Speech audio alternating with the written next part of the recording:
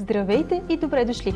Аз съм Славия Иванова, горда мама и водещ в The Mommy Circle. Най-добрата дестинация за всички неща, свързани с мама. От топлящи сърцето истории на популярни майки до практични съвети от доказали се експерти. The Mommy Circle е вашето ръководство в прекрасния свят на родителството. Така че вземете чаша кафе, отпуснете се, защото започваме. Това не се случва само в България. Буквално всяка трета двойка има проблеми с забременяването. За микропластмаса, която е открита в утробата на майка, която е бременна, дори мои познати също са преминавали през това, но поради една или друга причина не са споделили. Ще се случи. Успокой се, отидете на почивка, напийте се. При жената задължителното изследване, което е важно да се прави при естествени опити, е и хората виждат лъскавия начин на живот, си казват, ето тя си шкрака с пръсти по цял ден, нищо не прави, всъщност това въобще не е така и представям се, просто го преживявам с теб в момента, в който, както го разказваш, просто всичко, през което сме преминали, ни е направило много силни и още по-сплотени с мозъка. Смятам, че всичко се случва с причина. Започваме в епизод 1 с една дама, която е млада, красива, прекрасна, въобще няма нещо, което да й куца, буквално. Истинска фурия в социалните мрежи, как успява да го прави, да съчетава съпруга, майка, инфлуенсър и какво ли още не, ще разберем от нея. Радоще, добре си ми дошла официално. Благодаря, добре заварила. С кафенце ме посрещаш, точно това имах нужда. Ако имаш нужда още едно след малко, с най-голямо удоволствие. Да, аз мога и 5 да изпия, така че зависи от разговора. Може и по една ракия да си сипем. Може. Аз ще да ти донеса една хубава врачанска сливова. Сливова ли? Да ме поканиш пак. Ето, айде другия път. Добре, шегата на страна, наистина е за мен огромно удоволствие да си днес при мен и не само днес при мен, ами с всички вас, които гледате в момента, една прекрасна майка за пример, и не само майка, жена, дама. Стига, че ми пораснаха ушите. Това е самата истина, наистина. Аз лично те следя от много години и за мен е огромно удоволствие именно с теб да открия тази моя инициатива, да говорим за майчеството и така нататък. Така че браво за всичко, което правиш и благодаря още веднъж, че прия поканата. Аз благодаря за поканата. Смятам, че идеята ти е страхотна. Ние, когато се чухме по телефона, аз така много се зарадвах, че всъщност някой ще реализира такава идея, защото едно е да си го помислиш, нали, да ти мине през глава, съвсем друго е да го реализираш. Така че ти пожелавам най-искрено успех и се чувствам горда, че съм част от нея. Именно с нея откриваме, отваряме. Благодаря ти много за милите думи. Ще те поканя още веднъж, предполагам, напред във времето, тъй като различни теми предстоят да се коментират, така че... С удоволствие. Ние всъщност имаме нещо общо с теб по време на COVID-пандемията. Правихме лайфове. Точно така. В Инстаграм. Там доста... Аз оттам съм те виждала още тогава. Много хубаво впечатление ми направи с Ралица, Чарли Уайлд. Да. Чакай, че като почнем с Инстаграм, имената вече става съвсем различно. Аз съм Джой все пак. Джой Тодорова. Вече съм Костадин. Как прие смяната на името? Много добре. Аз никога не съм си представила, че ще си запазвам фамилията, нали, от този тип хора, които държат тя да остане, защото смятам, че е едно така демонстриране на уважение към фамилията на съпруга ми, а и всъщност такъв е обичай, нали? Така винаги е било. И смятам, че Радостина си отива повече с Костадинова, отколкото с Тодорова. Чувствам се много добре. Горда ми е да нося неговата фамилия. Всъщност, вашия син носи пък името на баща си. Абсолютно същите са им имената. Георги Георгиев Костадинов, защото и дядото е Георги. Така че и те и двамата са Георги Георгиев Костадинов и като минавам някъде на летището с детето сама, винаги нося удостоверение. Пълномощно. Да, пълномощно. Да. И те седят така. Чакай сега. Георги Георгиев Костадинов и Георги Георгиев Костадинов и аз обяснявам така с едни и същи имена са. Имаше ли тогава някакво притеснение в теб, когато избираше името? Примерно, дали ще се разберете, дали ще сте на една вълна двамата? Ами, той нямаше как да е Иван, нали, при всички в семейството Георги. Просто нямаше как. Всъщност инициативата нашето дете да се казва Георгия поех аз. Исках много да кръстим малкия на баща си и на дядо си, защото смятам, че те са невероятни мъже за пример и той много ме подкрепяше по целия път, който ни се наложи, за съжаление, или не толкова за съжаление, защото ни научи на много, но целият път с инвитрото мъжа ми ме подкрепяше по всякакъв начин. Емоционално без него нямаше да се справя и много държах детето да се казва именно като него. Той в началото не беше много голям ентусиаст, да ти кажа честно. Беше му странно, че ще си кръстим детето на него, нали, малко така, но в последствие смятам, че се получи страхотно и малкият взел много негови черти от характера, много негови качества, много е див, щур. Ще става ли футболист? Не знам, честно да ти кажа, мисля, че ще става готвач. Защото това дете, любимото му нещо на този свят е да си играе с тигани, с черпаци, с тенджери, но той това вижда по цял ден, тъй като аз съм от жените и изобщо домакини, които държат много на домашно сготвената храна, готвя постоянно, всеки ден се готви вкъщи, по няколко пъти дори понякога и той това вижда и явно това му се е запаметило, запечатало в съзнанието и му е много интересно да отваря всички шкафове на кухнята и да започва да блъска с черпаците. Но въпреки това, поздравление, че успяваш всички тези неща да ги правиш вкъщи, тъй като това наистина си е изключително добра организация, енергоемко е, не само времеемко. Аз си спомням на твое видео, в което показа как най-накрая стигаш до едни спагети да си хапаш. Наистина, да, така е. То майката и домакинята като цяло в повечето случаи яде на крак. И то докато готвиш. Буквално ти, докато сложа масата да се нахранят те или нахраня детето, вече всичко трябва да вдигам и се приключва. А рядко са тези моменти, в които мога и аз да седна на спокойствие и да си хапна.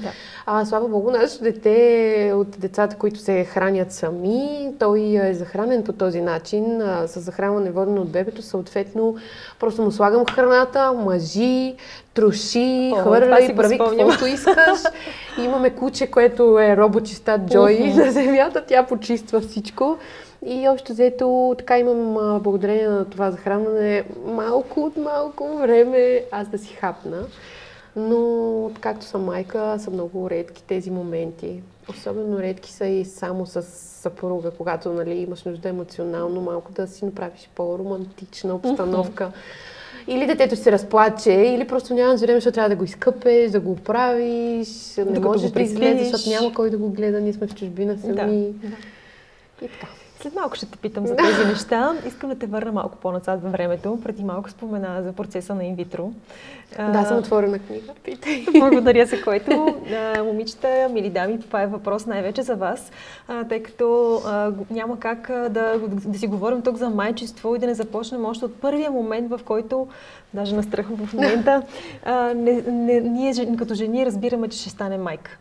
За мен, аз и на Радо ще ти казах преди това беше като магия. И без изобщо да сме планирали, стана сякаш така от само себе си. Аз даже се шегувах с моя мъж и му казах, няма да ме пазиш, то няма да стане така или иначе толкова бързо, с толкова много информация. Разбира се, около мен колко жени преминават през трудно забременяване. Наистина му казах, няма проблем. Обаче при нас стана много бързо. И съответно няма как да скрия уважението, пак да го кажа.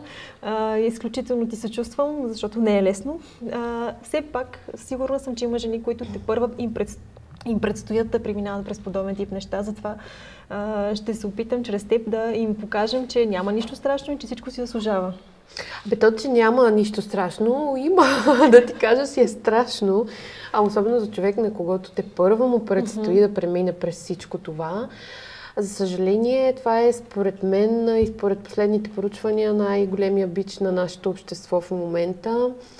Репродуктивните проблеми са обхванали цял свят. Това не се случва само в България. Буквално всяка трета двойка има проблеми с забременяването по последни статистически данни, което говори само за себе си, за начина ни на живота, за стреса, който преживяваме ежедневно, ежечасово, ежеминутно, постоянно сме подложени под някакъв тип стрес. Дори бих казала, че и социалните мрежи допринасят до голяма степен за това да се случва. Храната, която ядем, вече не е тази храна, която сме яли, която нашите родители са употребявали едно време. Водата ни не е чиста, замърсена е с пластмаса, вече се открива пластмаса. Дори четох една статия за микропластмаса, която е открита в утробата на майка, която е бременна, защото тя се съдържа и в рибата, с която се храним, и във водата, която пием. Общо взето, живота е много труден от тази гледна точка и е много трудно да се запазим здрави. Дори препаратите, с които почистваме вкъщи, аз като човек, който е имал репродуктивни проблеми, който се е опитвал всячески да намали този риск и изобщо да живея по максимално съобразен начин, така че да си увелича шансовете за забременяване. За съжаление, то не се случи при нас по естествен път, но дори и за почистването вкъщи. Дори това има значение. Което какво говори, че ние сме изложени на един невероятен така лош начин на живот, и физически, и психически. И няма как това да не доведе до различни проблеми, като започнем от това да се разрушаваме, нали, най-общо казано.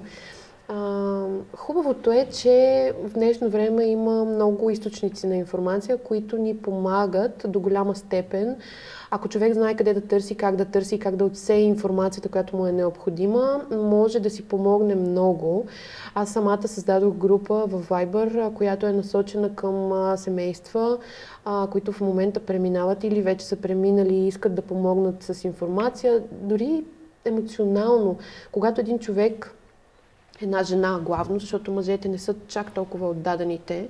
И в случая, каквото да си говорим, жената го отнася не само физически, но и емоционално до голяма степен. Как се казва групата и може ли хората свободно да не я намерят? Разбира се, да. Групата се казва Мечтата наречена Бебе.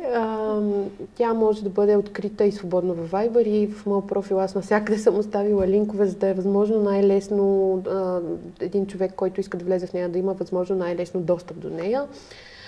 И смятам, че тя помага не само с информация, сурова информация, от която всички имаме или сме имали нужда, какви изследвания да се направят, кой доктор е така надежден, към какво да се насочат. Дори неща, които докторите не ни обясняват, ние имаме там възможност да си ги споделим. Според мен най-вече обаче тази група помага емоционално, защото аз когато преминавах през инвитрото, имах само и единствено една жена, моя подкрепа, една моя приятелка, която също е преминала през този път и много ми липсваше емоционално, се чувствах сама, самотна, чувствах се така, сякаш само аз преминавам през това. Докато преминавах, аз не съм споделяла в социалните мрежи, защото сметнах, че е по-добре да го направя, когато всичко свърши, когато вече имам успех, за да мога да дам това, което съм преминала през него като подкрепа на другите, а не просто се оплаквам какво ми се случва. И всъщност, когато създадох групата, разбрах, че изключително много жени около мен, дори мои познати, също са преминавали през това, но поради една или друга причина не са споделили. Ние сме се виждали, говорили сме си за други неща и ти си виждал един усмихнат, позитивен човек, зад която маска буквално всъщност се крие страдание всекидневно под формата на изследвания, процедури, загуби, защото едно неуспешно инвитро не означава просто един месец неуспех. Инвитрото, което си загубил, го усещаш като загуба. Ти просто тъжиш за загубено дете, което е съществувало в продължение на няколко дни. Върнали се го в теб и то е просто там е приключило. Няма го вече. И всяка такава загуба се усеща именно като загуба, не просто като един неуспешен пропуснат месец. Затова е много важна подкрепата, която вече можем под формата на тези групи да си оказваме една на друга. Как разбрахте, че имате нужда от такъв тип процедури? С много опитване. Ние тръгнахме естествено с нагласата, че сме млади, мъжът ми е спортист.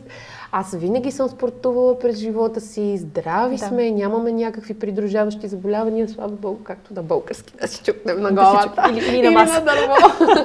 Нали? но шегата на страна, наистина подходихме много лековато, лекомислено. Ние сме супер, ще се случат нещата. Разбира се, аз винаги съм посещавала прегледи, които са си абсолютно нормалните прегледи, било то на гърди, било то при АГ специалист, да. Профилактични, да, с изследвания, всичко винаги ми е било наред.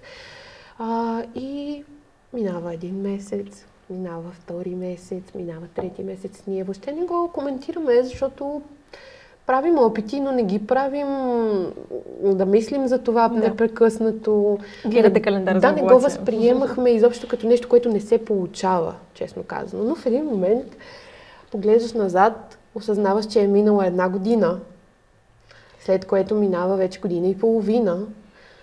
Започваш да правиш малко по-така проучване. Не, след сватбата. Ние се запознахме през 2017 година. Все още не бяхме женени и много скоро след запознанството ни отидохме да живеем в чужбина и още тогава ние просто не се пазихме. Започнахме да си правим опити, дори мисля, че опити е силно казано, защото едно да не се пазиш, друго е да следиш календарите с тестове за овулация, после в последствие с ехографски прегледи. И в един момент наистина така започнахме да се замислиме, че нещата не се получават, че може би ще имаме нужда от малко подкрепа.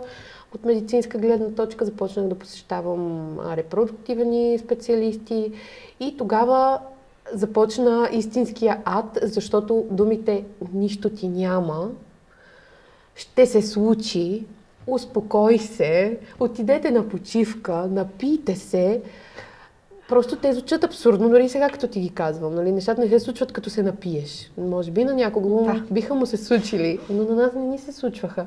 И тези думи най-много нараняваха, защото аз в един момент дори си казвах: добре бе, с извинение, с майка му стара, нали? Кажете ми, имаш проблем.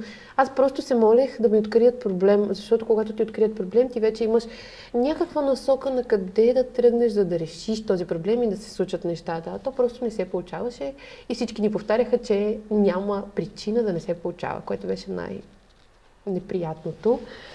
И така започнахме вече да преминаваме през процедури, инсеминации и в един момент толкова ми писна, вече бяха минали 3 години от началото на нашите опити и аз тропнах на масата и казах: отиваме на инвитро, няма да чакам, не желая да чакам, искам нещата да се случват. Но аз съм овен, в принцип. Аз съм така по природа с рогата напред и когато си наумя нещо, понякога дори може да не е правилното нещо за мен, но ще го постигна. Няма нещо, което да ме спре. Изобщо овните така сме устроени, не мога да мисля за нищо друго. Само това нещо ми е пред очите. Живея всеки месец за деня, в който могат да се правят опити. И това е тъжното, че човек в този момент просто пропуска да живее. Пропуска да се наслаждава на живота. Дори така ще си изразя малко по-лъжки. Пропускаш да се наслаждаваш на секса с съпруга ти и ти просто вече го видиш като една машина за правене на деца. Да, просто искаш в крайния резултат. Реално ти го правиш с мислите си да забременееш. Да, и прегледите и процедурите също доста намаляват интимността между вас, защото ти си преглеждан от лекарите като едно парче месо, един инкубатор. Колко често са тези прегледи? Прегледите зависи от теб на колко често са. Има жени, които преценяват, че след всеки неуспешен опит, че след всеки неуспешен опит ще си вземат почивка. Едни си взимат по-голяма почивка, други си взимат по-малка почивка, трети като мен не си взимат почивка. И буквално след всеки негативен резултат аз вече запазвах прегледи, часове, процедури, проучвах, изчела съм целия интернет. В момента съм една ходеща енциклопедия за инвитро, буквално, но в крайна сметка така го усетих за себе си. Много е важно човек да усети това, от което има нужда. Ако имаш нужда от почивка, по-добре да си вземеш тази почивка, да не насилваш нещата, защото в един момент всичко избива ето тук и ето тук. И в отношенията ти с твоя съпруг. За съжаление, това се случва. Какви изследвания са необходими, за да разбереш, че един от двамата има някакъв проблем? Проблем, не знам колко хубаво да го казваме, но реално нещо, което възпира, нали, да се получи магията на живота. За съжаление е изключително персонално това и няма как един дори лекар да застане и да каже: какви точно изследвания са необходими. Разбира се, има определен тип изследвания, които са задължителни, когато се започва пътя ни по репродуктивните проблеми. При мъжа това е най-естествено спермограмата, като спермограмата е хубаво да се направи по Крюгер, което означава, че е доста по-разширена, могат да се видят фрагментации, морфология, изобщо цялостното състояние на сперматозидите и ДНК-то, което те носят, подвижността и така нататък и така нататък. При жените са много повече изследванията. Както казах, ние го отнасяме не само и психически, но най-вече физически. И при инвитрото, стимулациите, хормоните, всичко го отнася жената. Ако има проблем при мъжете, те пият добавки. Това е, което те просто пият хранителни добавки. Има и други проблеми при мъжете, които са вече генетични, има решими генетични проблеми, има и нерешими генетични проблеми, но тук вече се изискват консултации с специалисти като генетици и изобщо доста по-тясно свързани. Но най-общо се прави спермограма при мъжа. При жената задължителното изследване, което е важно да се прави при естествени опити, е цветна снимка, за да се провери какво е състоянието на тръбите, дали изобщо е проходимо пътя на тръбите, там откъдето преминават сперматозоидите, защото ако е непроходимо, това разстояние няма абсолютно никакъв шанс естествените опити да помогнат, без значение какво е състоянието на мъжа. Има други изследвания, които вече при една история на двойката, например, жените с загуби, е хубаво да изследват тромофилия, тромофилни мутации, които да им покажат дали имат предразположеност към сгъстяване на кръвта, която естествено при бременност се увеличава. Кръвта, когато се сгъсти, тя не достига до бебето под формата на хранителни вещества и много често в ранните седмици абортите се дължат именно на тромофилия. Аз всъщност имам такъв тип проблеми. През бременността бях на инжекции. Трябва да се проверят яйчниците дали са поликистозни, да се изследват, разбира се, изследвания, които по принцип би трябвало да се пускат, като микробиология, цитона маска, да се види здравословното състояние като цяло на репродуктивната система на жената. Доста са нещата, които смятам, че всеки трябва да го насочи неговия лекуващ лекар към тях. Защото иначе са така даване на парички, които в крайна сметка не са малко. Колко долу-горе слизат като... Ужас. Питам те, защото това е нещо, което, нали, ако една жена в момента е тръгнала по този път, също трябва да има предвид. Мои приятелки, които пак, нали, казвам, за съжаление, трябваше да минат също по този път. Знам, имаш, нали, финансиране от държавата. Финансите, които са необходими на всяка двойка, са много така, отново, както и изследванията, са специфични. На едни им отнема повече време да забременеят и да си осъществят мечтата, на други по-малко. И съответно, всяко едно изследване струва различно в различните клиники. Така че конкретна цифра не можем да кажем, но със сигурност бих казала нещо доста тъжно като статистика, тъй като репродуктивните проблеми, както започнахме разговора с доста голям бич в нашето общество, смятам, че болниците се възползват от този факт и в момента са, с извинение за израза, надули цените на абсолютно всички репродуктивни изследвания. От най-обикновени изследвания като спермограма до малко по-специфични такива.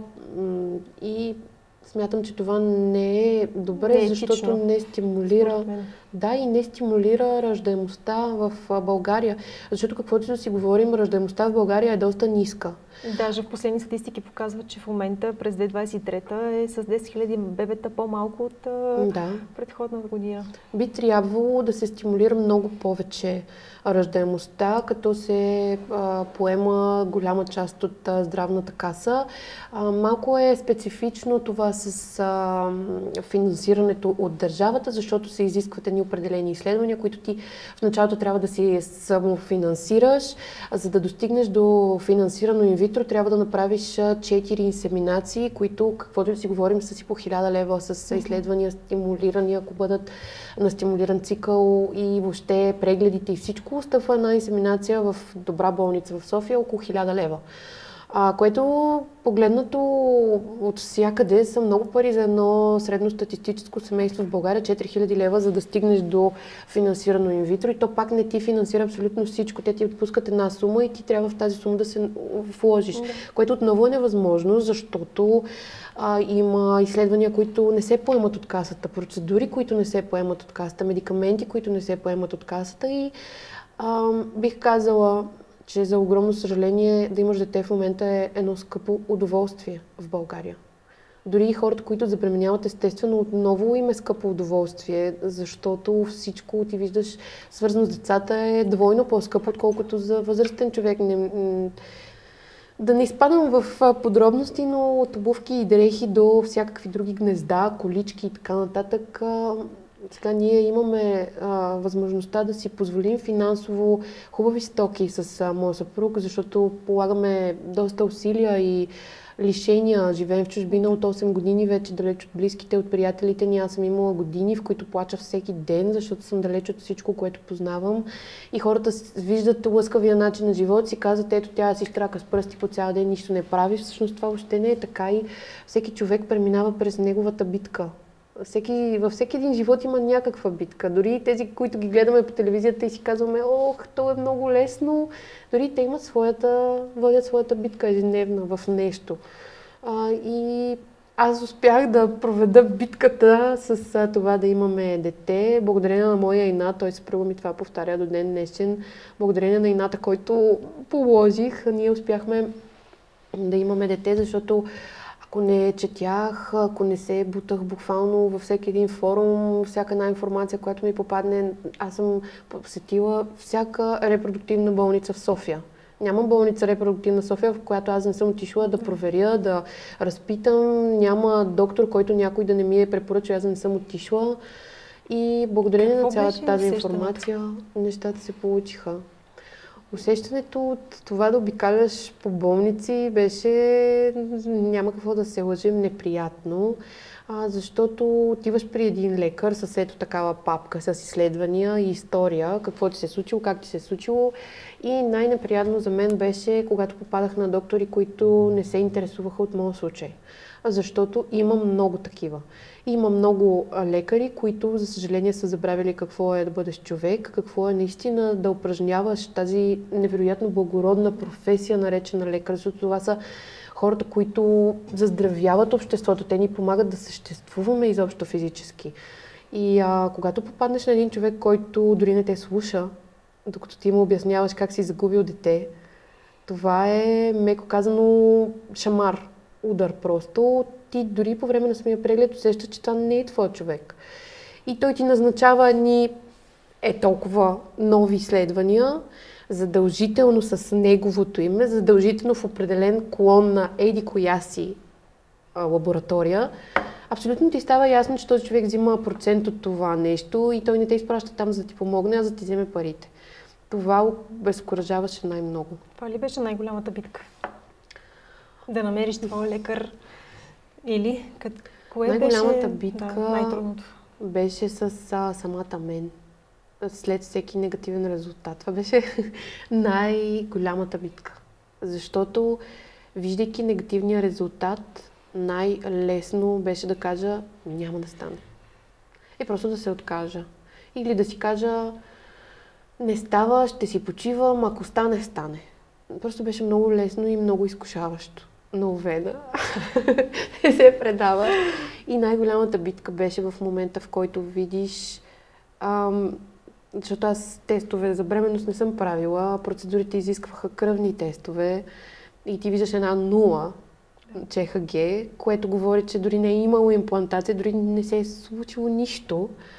И виждайки този резултат, няма никога да забравя емоцията, която съм изпитвала. Започва от главата една вълна, която те облива абсолютно целия, преминава през теб, изтръпваш, заставаш на едно място и просто не можеш, сякаш някой ти натиска гърдите и не можеш да си поемеш въздух. Просто не можеш да изплуваш. Все едно си, аз много обичам да се буркам, все едно си на 20 метра под водата, налягането така те е хванало и те смачкало и ти просто не можеш да си поемеш въздух.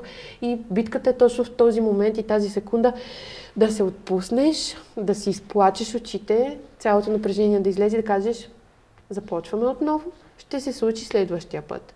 А не да започваш оттам, щом не стана сега, няма да стане и следващия път. Това е много важен този момент, психологически наштракване в мозъка, че ще стане, а не няма да стане, защото до сега не е ставало. Може би това беше най-голямата битка с самата мен.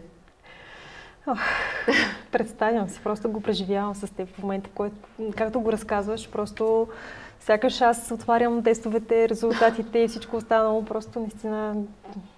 Аз не съм, преди съм много така отворен човек и смятам, че това е, за съжаление, все още тема табу в България. Не мисля, че трябва да бъде такава, защото здравословните проблеми не са повод за срам, не са повод за криене. Разбира се, всеки го усеща по различен начин. Както казах, аз самата не го споделях, докато ми се случваше преди да имам дете.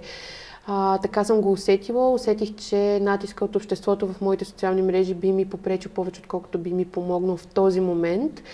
И разбирам абсолютно всеки, който е решил да го задържи в себе си. Но смятам, че споделяйки, дори като анонимен човек в една обикновена група като нашата във Viber, споделяйки, човек започва да се чувства по-малко сам. Започва да усеща, че има много други, които преминават през абсолютно същото, през което преминава и той точно в този момент. Дори това са хора, с които ние се разминаваме на улицата и не може въобще да ти мине през главата, че точно този човек преминава през точно това, през което и ти.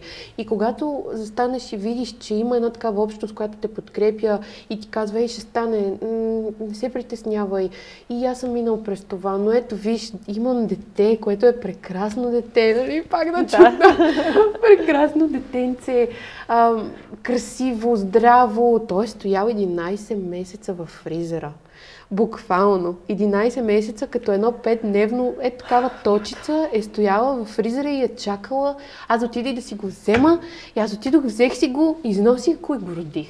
И всъщност тук трябва и да благодарим, защото обръщаме голямо внимание на лекарите, които за съжаление не ни помагат, но тук е момента да благодарим на тези, които го правят, защото има страхотни доктори, хора, които с главна буква човек да му кажеш, да отидеш да го нацелуваш, да го напрегръщаш. Благодарим ви официално.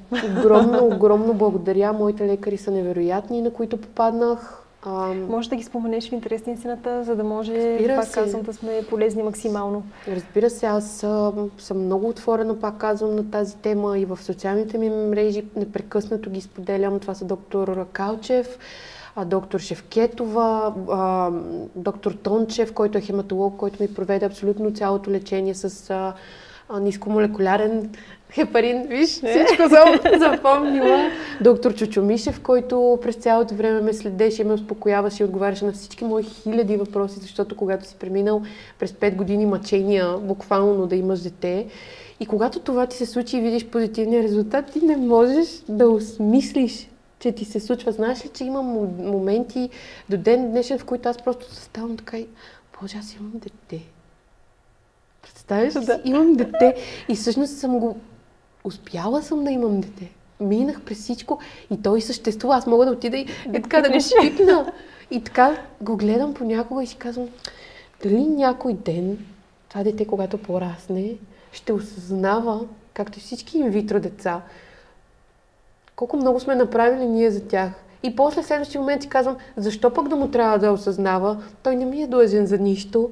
Аз съм го направила и с съпруга ми имаме това дете, защото ние сме искали и ние сме положили тези усилия. Не защото той трябва да ни е длъжен за нещо и да разбира. Нали, това е друга тема, която също така доста съм размишлявала над нея, но просто чувството да имаш дете е невероятно и мислите, които ти минават ежедневно през главата, вече имайки дете, са толкова много и толкова разноцветни. И смятам, че пътя, през който преминах, за да го имам, прави още по-сладко това, че го имам. Със сигурност. Осъзнавам го на 100%, мога да му се насладя.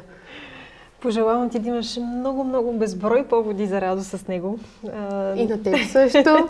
Много ти благодаря и аз. Да обобщим едни от най-важните неща от разговора до момента. Начина на приемане на информацията, като може би номер 1 по важност. След всяко не, главата горе и мислите са, този път не стана, но ще стане. Да, много е важно да не се предава човек. Така. И тук даже може би е хубаво да разграничим предаването от вземането на почивка, защото пак казвам, има хора, които имат наистина нужда да си вземат почивка. Абсолютно нормално е и физическа от стимулациите и от лекарствата, и психическа да се отдадеш на своя съпруг, на хората, които обичаш, да се насладиш малко на живота и тогава с нови сили да поемеш отново по този път. Но това не означава отказване. Най-важно, според мен, в случая е да успееш, да се умееш да усещаш от какво имаш нужда в този момент, дори след негативните резултати и загубите. Дали имаш нужда да натиснеш още, както в моя случай, или в много други случаи, да си вземеш въздух, да изплуваш, да си починеш и тогава отново да се гмурнеш. Отново да дадеш газ. Да. Чудесно. Изборът на лекари, с които да преминеш през това приключение. Така, друго, можеш ли да доизредиш, така да се каже, твоята рецепта или въобще твоите най-важни неща като препоръки? Моята така главна препоръка и към хората в групата, която в момента имам, аз съм много благодарна на тази група и защо на всички вътре в нея, защото голяма подкрепа е. Дори на мен до ден днешен ми е невероятна подкрепа. Смятам, че е много важно, докато преминаваме през целия този път, да не забравяме да живеем, както споменах преди малко, защото ето аз ще ви дам сега ретроспекцията от гледна точка на жена, която вече има дете. В момента какво ми липсва на мен? В момента на мен ми липсва малко време за мен, липсва ми малко почивка, а всъщност това съм го имала преди, но не съм могла да му се насладя. И знам как звучи в главата на една жена, която преминава през инвитро процедура, за да има дете. Наслади се на времето, докато още нямаш дете, защото и това време има своя чар. И всичко това, през което преминават хората, има своя чар, стига да се умеят да съберат силата в себе си и тези неуспехи наистина да ги насочат като един двигател, да се зареждат от всичко това. Щом не се случва, значи аз трябва да съм още по-силна, за да се случи. Още повече енергия да вложа. И всъщност това наистина, колкото и банално да звучи, ни прави много силни. Всичко, през което сме преминали, ни е направило много силни и още по-сплотени с моя съпруг. Смятам, че всичко се случва с причина и тогава, когато е писано най-силно и най-хубаво да ни се случи, защото от моята гледна точка, ако върна лентата назад и се замисля, ако ни се беше получило тогава, с онзи акъл, на 22 години, радост, нямаше със сигурност да бъде същото, както когато ми се случи след 5 години борба. Просто за всеки си има неговия път. Факт. И трябва да се насладим на този път, колкото и наистина да звучи трудно и на хората, които преминават през това в момента. Наспете се, хора. Много абсурдно, наистина, но спете, излизайте на дискотеки, на ресторанти, напийте се, с врачанска ракия. Много хубаво. Да. Има си плюсове просто. Всеки един етап от живота ни си има своя чар. И наистина трябва да му се насладим, защото живота минава като едно щракане с пръсти. Обръща се и вече си на 50. Сигурна съм, че е така, защото всичките тези моменти ми се е струвало, че минават много бавно, докато ги преживявам. Но сега, вече особено и с дете, кога стана това дете на година и половина? Не стана. Просто стана, да. Сега ще ни разкажеш повече за това как стана година и половина в следващия епизод.